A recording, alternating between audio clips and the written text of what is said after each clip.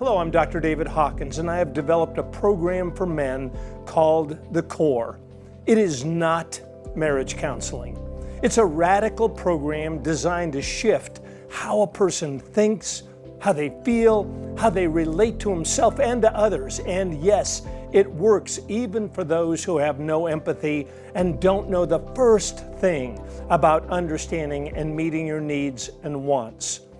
If you are looking for help for someone with narcissistic and emotional abuse issues, please consider our comprehensive core treatment program.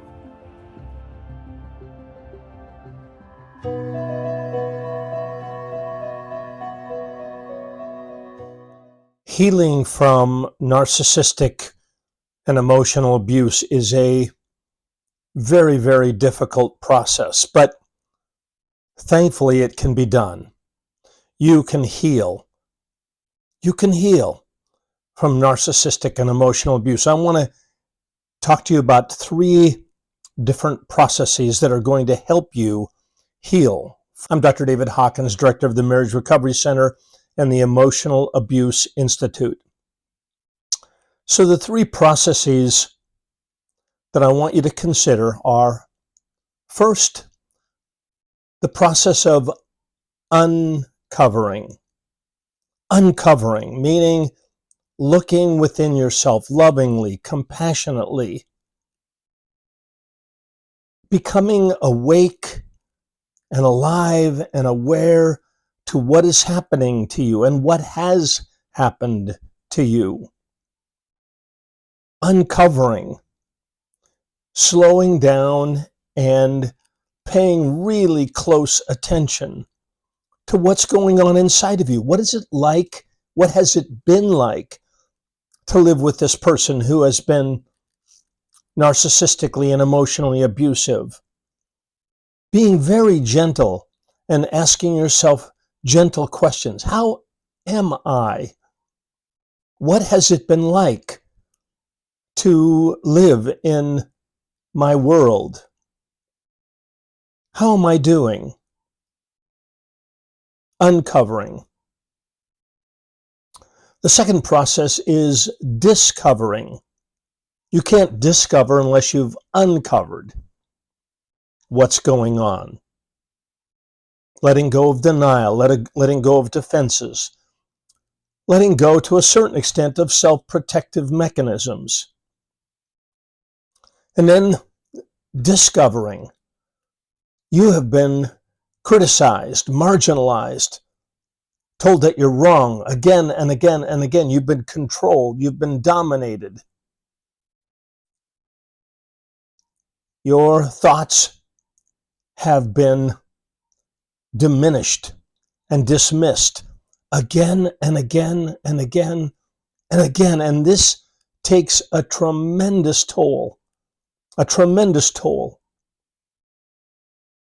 Uncovering, discovering what you've lost, discovering the self-protective mechanisms you've developed.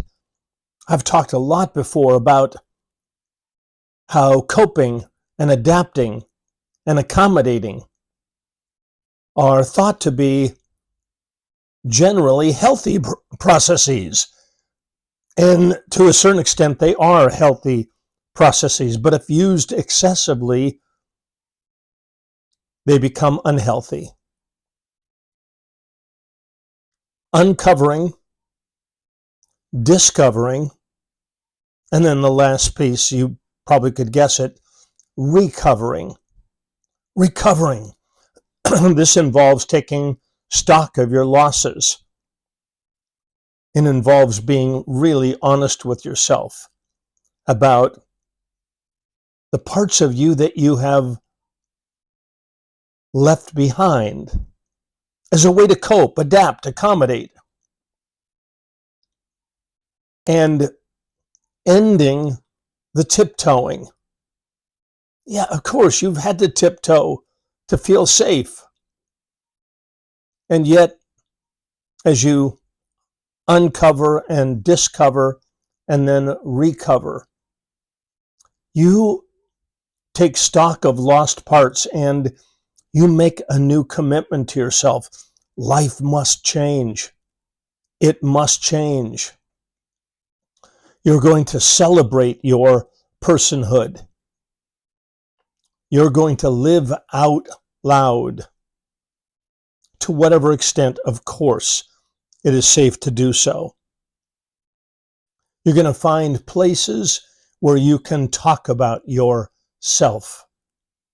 You're going to find places where you can be celebrated, where you really can live out loud, and recovering what makes you, you. This will involve grieving, of course. You'll take stock of time that you've lost and opportunities that you've lost, maybe relationships that you've lost. And you're going to recover those lost parts. Step by step, piece by piece, you can do this. And if you can face all of this as a challenge, so much the better. We all have to do that, right? We all have to do that, or we all can do that. We can look at our circumstances and say, I have been victimized, but I am now a survivor, and I am going to uncover, discover, and recover my lost parts. All right.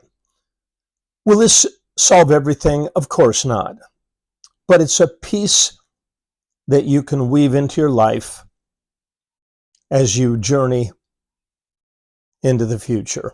We're happy to help you and partner with you and walk alongside of you as you recover these lost parts. You can contact our client care team, and they will be happy to help you understand